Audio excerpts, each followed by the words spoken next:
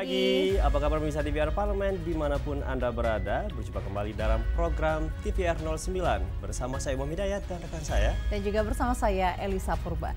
Pemirsa, dalam 30 menit ke depan kami akan menyajikan kepada Anda sejumlah berita nasional, khususnya dari sudut pandang DPR RI sebagai referensi Anda untuk memahami dinamika politik, hukum, ekonomi, sosial, dan budaya di Indonesia.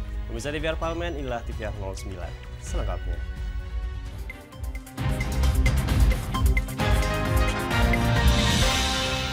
Kita awali berita pada pagi hari ini, pemirsa. Kesejahteraan petani saat ini belum terjamin dan merata. Dan untuk itu Ketua BKSAP Fadlizon mengajak seluruh parlemen di ASEAN untuk berfokus terhadap isu pertanian.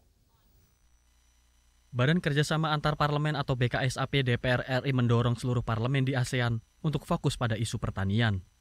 Hal itu dibahas dalam pertemuan kedua antara ASEAN Interparliamentary Assembly, Food and Agriculture Organization, dan International Institute Sustainable Development di Ubud, Bali. Ketua BKSAP DPR RI Fadlizon menyebut situasi perubahan iklim yang berpengaruh pada cuaca ekstrim dan pasokan air menjadi tantangan dunia pertanian saat ini. Secara spesifik, Fadlizon menyampaikan bahwa para petani dan peternak setidaknya perlu mendapat untung sebesar 30% dari hasil panen. AKTI recommends that our farmers, planters, cattlemen, and others profit at least 30%. Last year, the Indonesian farmers' term of trade, nilai tukar petani, 112.46 for farmers, 107.63 for food crops farmers, 101.81 for animal husbandry farmers, 105.4 for fishermen. While for smallholders, plantation is estate crop farmers, the number reached 128.49 annually. So it means we need to do more. To do so, fertilizer, seeds, and fodder must be guaranteed in quantity and quality. Berdasarkan data Badan Pusat Statistik, penghasilan petani kecil saat ini hanya 5,23 juta per tahun. Berbanding jauh dengan petani lainnya yang dapat mencapai 22,9 juta per tahun. Data itu menunjukkan kesejahteraan petani saat ini belum terjamin dan merata. Andini Putri, TVR Parlemen melaporkan. Masih dari BKSAP DPR RI, pemirsa, yang menilai diplomasi antara Indonesia dengan negara Kepulauan Pasifik perlu naik level. Hal ini sejalan dengan aspirasi yang disampaikan Parlemen Negara Kepulauan Pasifik. Badan Kerjasama Antar Parlemen DPR RI menginginkan adanya peningkatan diplomasi antara Indonesia dengan negara di kawasan Kepulauan Pasifik, sehingga hubungan yang terjalin tidak sebatas kemitraan atau partnership, tetapi dapat meningkat selevel majelis atau assembly. Wakil Ketua Badan Kerjasama Antar Parlemen DPR RI Putu Supatmarudana mengungkapkan hal itu merupakan aspirasi beberapa negara di Forum Indonesia Pacific Parliamentary Partnership 2024. Dengan begitu, struktur organisasi akan lebih jelas, serta agenda maupun isu-isu di kawasan Pasifik dapat dibahas secara khusus.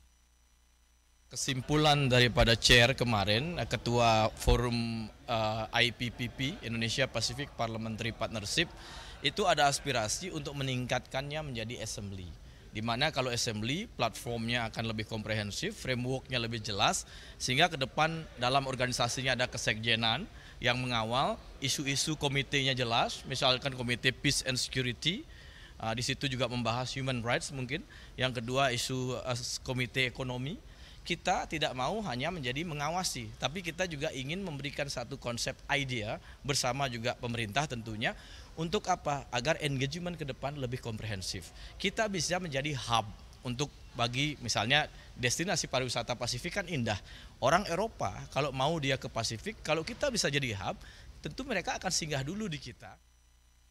Lebih lanjut, DPR RI menginginkan adanya kerjasama yang erat dengan negara Kepulauan Pasifik melalui pendirian Konsulat Jenderal Republik Indonesia di tiap-tiap negara. Oke Zulindra, Domi, TVR Parlemen melaporkan. Pemirsa, baru-baru ini Ketua BKSAP DPR RI Fadlizon menerima kunjungan kehormatan dari Duta Besar Rusia untuk Indonesia di Kompleks Parlemen Senayan. Dan informasinya akan kami hadirkan sesaat lagi, tetap di TVR 09.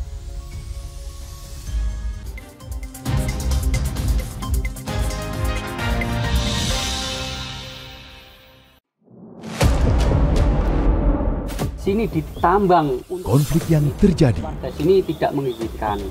masalah yang tersisihkan menjadi kesenjangan sosial. Ya namanya rakyat kecil gak bisa apa-apa, mau komplain juga gak didengar. Sebab apa? Itu menyangkut isi perut kami semua. Bagaimana memutus keterbatasan untuk didengar? Jadi kalau misalnya masyarakat sudah merasa tidak lagi ada yang memperjuangkan aspirasinya, maka masyarakat memang sangat berhak untuk meminta dewan yang mewakili mereka di parlemen. Kami menyusuri batas-batas peristiwa, mengurai berbagai polemik yang terjadi, meluruskan suara-suara marginal, menjadi nyata dalam setiap aspirasi, melaksanakan tugasnya sebagai wakil rakyat. Saksikan Aksi Dewan setiap hari Senin dan Rabu pukul 10.30 waktu Indonesia Barat hanya di TVR Parlemen. Selamat datang di Biro Pemberitaan Parlemen. Anda memasuki kawasan zona integritas menuju wilayah bebas dari korupsi atau WBK dan wilayah birokrasi bersih dan melayani atau WBBM. Biro Pemberitaan Parlemen berkomitmen penuh untuk mewujudkan wilayah bebas korupsi dan wilayah birokrasi bersih dan melayani. Komitmen kami, pejabat dan jajaran memiliki komitmen tinggi untuk mewujudkan WBK dan WBBM melalui reformasi birokrasi, khususnya dalam hal pencegahan korupsi dan peningkatan kualitas pelayanan publik. Kedua, bebas dari korupsi dengan terwujudnya wilayah bebas korupsi atau WBK, yang artinya bebas dari KKN, gratifikasi dan dari segala bentuk pungutan liar atau pungli. Terakhir, pelayanan prima dengan terwujudnya wilayah birokrasi bersih melayani, yaitu dengan meningkatnya kualitas pelayanan publik dan tercapainya kepuasan masyarakat terhadap pelayanan.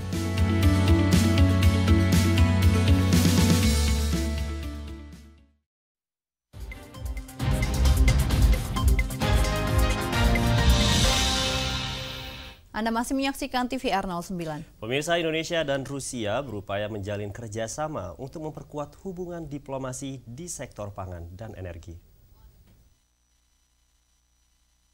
Pasca kunjungan Presiden terpilih Prabowo Subianto ke Kremlin Rusia, kedua negara kini berkonsentrasi pada kerjasama swasembada pangan dan ketahanan energi.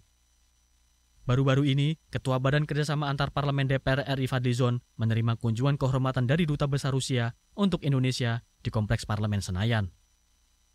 Dalam pertemuan ini, Fadli menyambut positif upaya kedua negara untuk memperkuat hubungan diplomasi melalui kerjasama di berbagai sektor, utamanya sektor pangan dan energi. Beliau ingin memperkuat hubungan parlemen Indonesia dan Rusia dan menyarankan dan juga menyampaikan undangan untuk delegasi parlemen Indonesia untuk hadir secara official pada bulan September dan juga menghadiri Eurasian Women Parliamentarians yang akan diselenggarakan pada bulan September. Untuk kedua negara, hubungan kedua negara, terutama juga apa yang telah disampaikan oleh Presiden terpilih Pak Prabowo, bahwa Indonesia akan berkonsentrasi untuk ketahanan pangan kita, swasembada pangan kita, dan juga energi security. Fadlizon juga menyampaikan Rusia dan Indonesia kerap saling memberikan dukungan di berbagai forum internasional seperti Interparliamentary Union atau IPU, khususnya dalam isu keamanan yang sempat menjadi emergency item dalam sidang IPU. Fadlizon sebagai perwakilan dari Parlemen Indonesia juga telah tergabung dalam keanggotaan Task Force atau gugus tugas perang Rusia-Ukraina. Adila dan Temi, TVR Parlemen melaporkan. Pemirsa, Komisi 9 DPR RI mendorong BPJS Ketenagakerjaan memberikan edukasi dan sosialisasi manfaat program kepada seluruh pekerja di semua sektor. Guna menjamin hak dan kesejahteraan para pekerja, Komisi 9 DPR RI meminta BPJS Ketenagakerjaan untuk mengikutsertakan seluruh peserta pekerja baik formal maupun non-formal sebagai peserta program jaminan tenaga kerja dan perlindungan sosial. Anggota Komisi 9 DPR RI Rahmat Handoyo mengatakan, negara memberikan perlindungan sosial melalui program BPJS Ketenagakerjaan, yakni jaminan kematian dan kecelakaan bagi para peserta BPJS.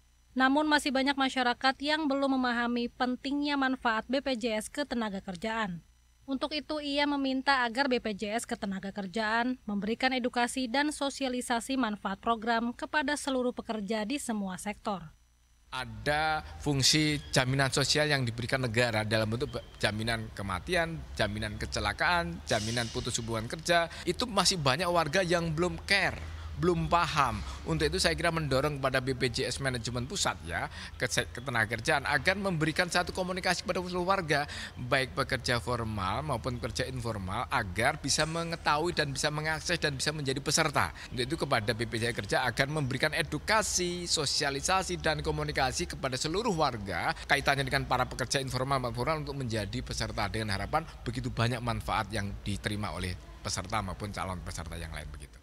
Diketahui cakupan kepesertaan jaminan sosial ketenagakerjaan dari sisi pekerja bukan penerima upah seperti wira swasta dan pekerja lepas masih rendah, yakni sebanyak 11%. Hal ini terkendala karena kurangnya informasi tentang manfaat program dan keberlanjutan pembayaran iuran yang rendah. Dari Kota Bitung, Ridwan, TVR Parlemen, melaporkan.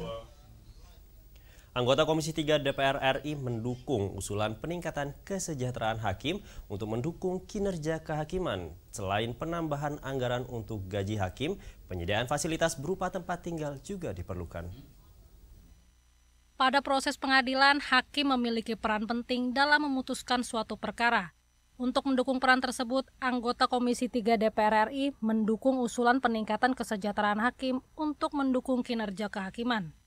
Pada kunjungan kerja Komisi 3 DPR RI, Pengadilan Tinggi Yogyakarta menyampaikan bahwa kesejahteraan hakim perlu didukung, yakni melalui pemberian gaji dan tunjangan yang sesuai. Maka diharapkan para hakim dapat fokus bekerja dan tidak mudah terpengaruh oleh materi. Terlebih, tunjangan jabatan hakim tidak mengalami perubahan sejak Peraturan Pemerintah Nomor 94 Tahun 2012. Permasalahan kesejahteraan hakim ini memang menjadi sorotan yang memang harus menjadi perhatian kita semua, bahwa hakim sebagai wakil Tuhan di dunia ya. Jadi diharapkan kita juga dari teman-teman di DPR RI ke depannya mampu untuk mengakomodir bagaimana tingkat kesejahteraan mereka agar dapat fokus menyelesaikan permasalahan-permasalahan hukum dan mendapatkan keadilan yang sebaik-baiknya.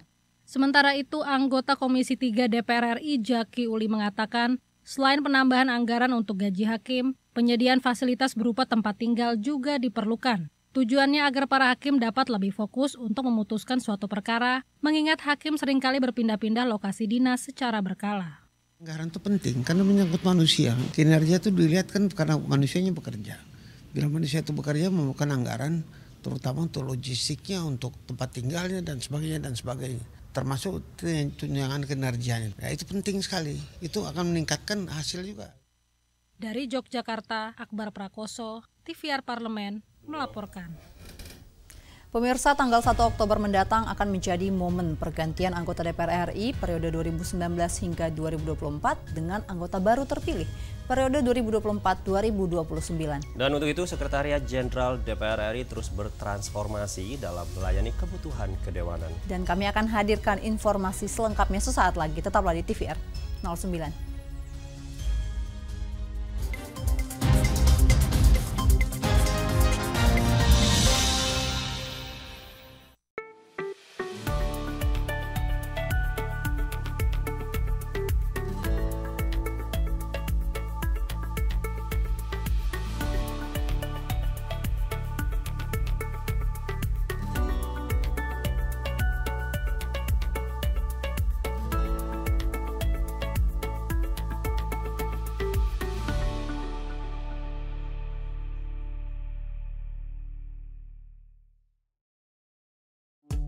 DPR RI memiliki fungsi diplomasi dalam menjalankan politik luar negeri sesuai dengan pasal 116 Undang-Undang MD3. Kontribusi aktif BKSAP DPR RI memainkan peranan penting dalam memenangkan persaingan global melalui IPU, IPA, IPPF, AIPA, dan PUIK. BKSAP memiliki komitmen yang tinggi dalam krisis kemanusiaan dunia. Fungsi diplomasi dijalankan untuk mendukung upaya pemerintah dalam melaksanakan politik luar negeri. Selamat datang di Biro Pemberitaan Parlemen. Anda memasuki kawasan zona integritas menuju wilayah bebas dari korupsi atau WBK dan wilayah birokrasi bersih dan melayani atau WBBM. Biro Pemberitaan Parlemen berkomitmen penuh untuk mewujudkan wilayah bebas korupsi dan wilayah birokrasi bersih dan melayani. Komitmen kami pejabat dan jajaran memiliki komitmen tinggi untuk mewujudkan WBK dan WBBM melalui reformasi birokrasi, khususnya dalam hal pencegahan korupsi dan peningkatan kualitas pelayanan publik. Kedua, bebas dari korupsi dengan terwujudnya wilayah bebas korupsi atau WBK, yang artinya bebas dari KKN, gratifikasi dan dari segala bentuk pungutan liar atau pungli.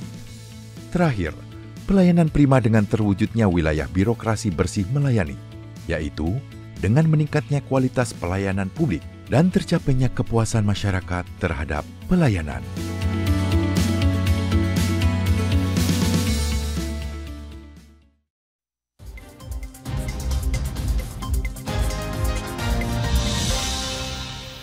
Kembali di TVR 09. Ya, pemirsa, rencana strategis 5 tahunan DPR RI yang disusun oleh Sekretariat Jenderal DPR RI ini terus diperbaharui dan disesuaikan dengan kondisi kekinian. Anggota Dewan periode 2024-2029 yang didominasi anggota muda akan berdampak pada perubahan pola dukungan kedewanan. Dan mari kita simak informasi selengkapnya dalam segmen Lensa Parlemen. Untuk Anda.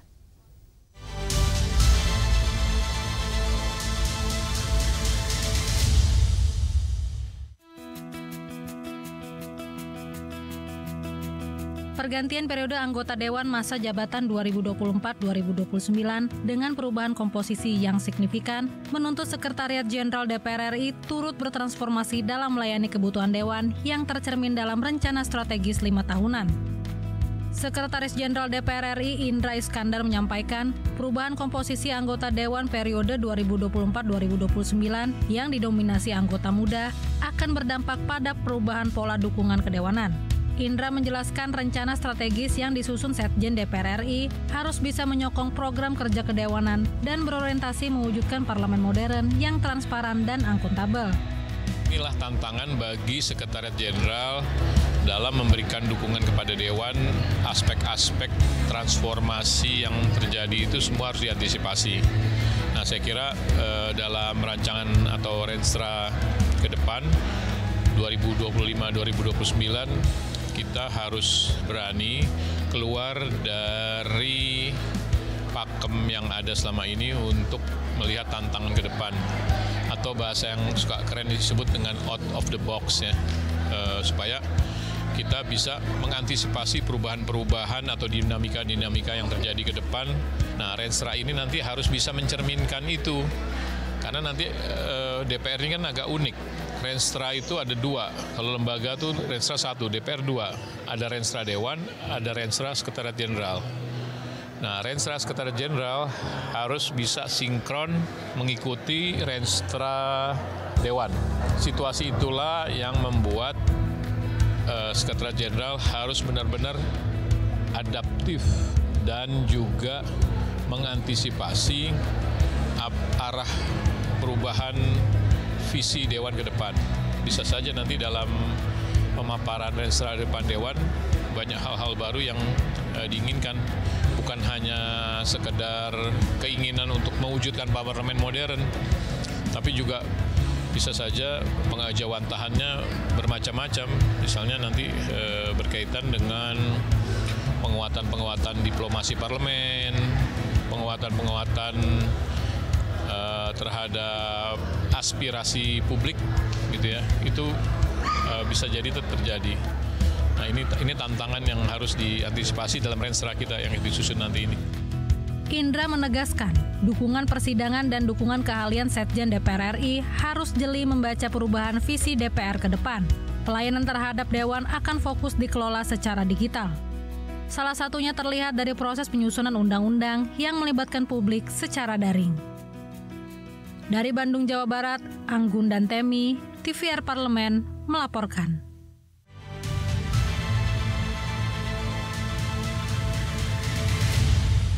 Pemirsa, kasus pungutan liar atau pungli kini marak di berbagai tempat, salah satunya yaitu di tempat wisata. Berbagai alasan tentunya diberikan oleh pelaku pungli dalam memaksa korban membayar sejumlah uang. Situasi meresahkan ini tentunya dapat kita hindari dengan beberapa tips yang dapat Anda terapkan. Dan untuk itu jangan kemana-mana, tetaplah bersama kami di TVR 09.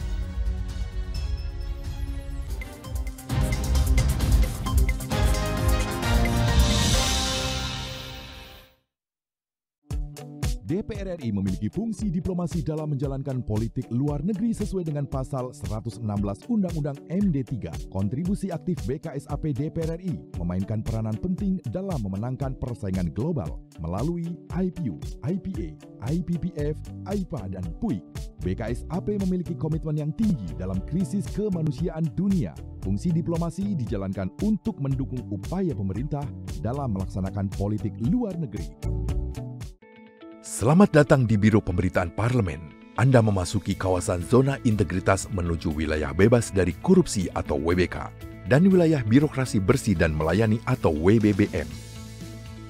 Biro Pemberitaan Parlemen berkomitmen penuh untuk mewujudkan wilayah bebas korupsi dan wilayah birokrasi bersih dan melayani.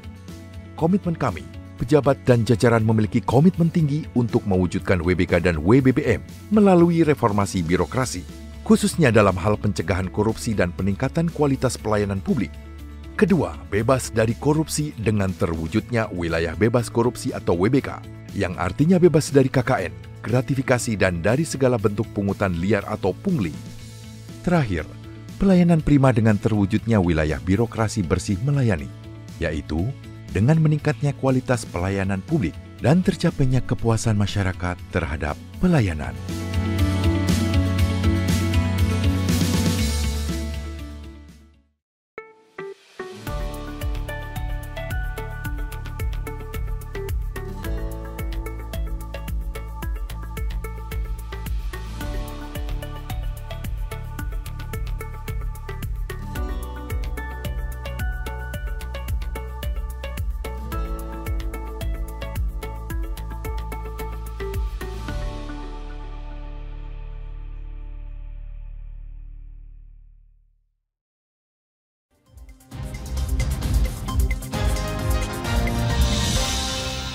Pemirsa, Anda kembali di TVR 09. Ya, pemirsa, kasus pungli di beberapa daerah wisata ini membawa dampak pada turunnya minat berkunjung masyarakat ke destinasi wisata. Dan tidak hanya merugikan pengunjung, namun kasus pungli ini juga dapat merugikan pelaku parekraf dalam negeri, termasuk pelaku UMKM dan masyarakat setempat. Tentu guna menghindari hal meresahkan ini, tanpa berlama-lama, mari kita saksikan tips menghindari pungli saat liburan di tempat wisata pada segmen Intips, Informasi dan Tips berikut ini.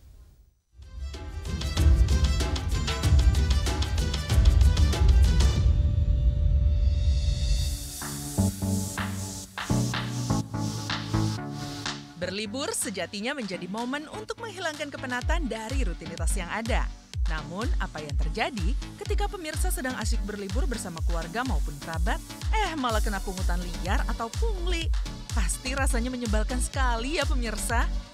Tapi pemirsa tidak perlu khawatir, karena kali ini kami akan membagikan beberapa tips untuk menghindari pungli saat berwisata.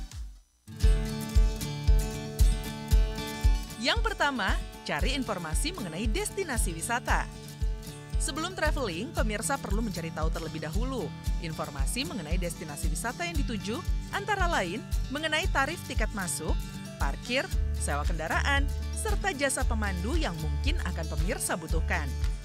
Informasi mengenai destinasi wisata tersebut akan membantu pemirsa untuk memiliki pengetahuan yang cukup, sehingga dapat mengenali tanda-tanda praktik pungli. Nah, pastikan juga nih, informasi mengenai destinasi wisata tersebut berasal dari sumber yang tepat dan dapat dipercaya, sehingga bisa dipertanggungjawabkan. Sumber informasi yang valid biasanya didapatkan dari situs resmi atau kantor informasi pariwisata. Pemirsa juga tidak boleh terlalu percaya dengan informasi yang diberikan individu atau agen perjalanan yang tidak resmi. Yang kedua, periksa tanda segel resmi. Setelah mendapatkan tiket masuk ke tempat wisata, baik yang dibeli secara online maupun offline, penting banget nih pemirsa harus memeriksa keasliannya terlebih dahulu sebelum digunakan. Pastikan tiket masuk tersebut dibubuhi dengan segel atau tanda resmi. Jangan diterima jika tidak ada segel dan label resmi atau tanda yang rusak dan tidak sesuai dengan tempat wisata yang akan dikunjungi. Pemirsa selalu harus berhati-hati ya ketika melakukan transaksi keuangan saat berwisata.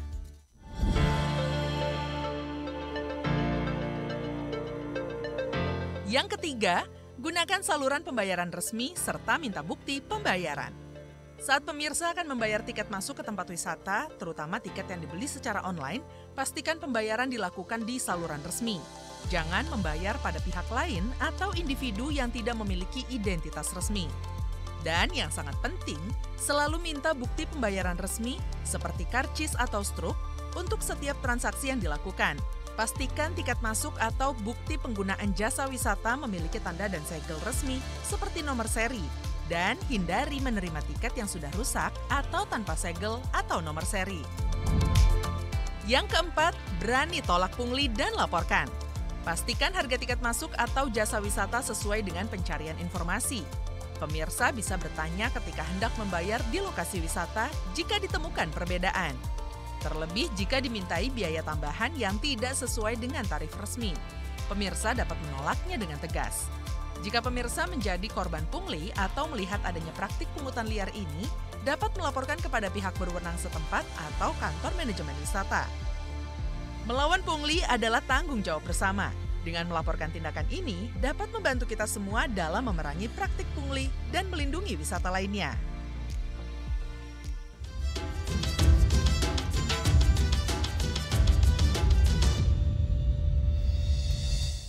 Ya pemirsa, informasi tadi sekaligus menutup jumpa kita pagi ini. Dan di penghujung acara kami informasikan kepada Anda bahwa saat ini DPR RI sedang memasuki masa reses, di mana seluruh anggota Dewan kembali ke daerah pemilihannya masing-masing, melaksanakan fungsi representasi DPR, menyerap dan menindaklanjuti, juga memberikan pertanggungjawaban kepada konstituen di daerah pemilihannya. Dan pemirsa, sejumlah agenda serta program DPR RI lainnya masih dapat Anda saksikan secara langsung di TVR Parlemen, melalui kanal utama, kanal komisi, dan kanal alat kelengkapan Dewan lainnya yang dapat Anda akses di tvrparlemen.dpr.go.id.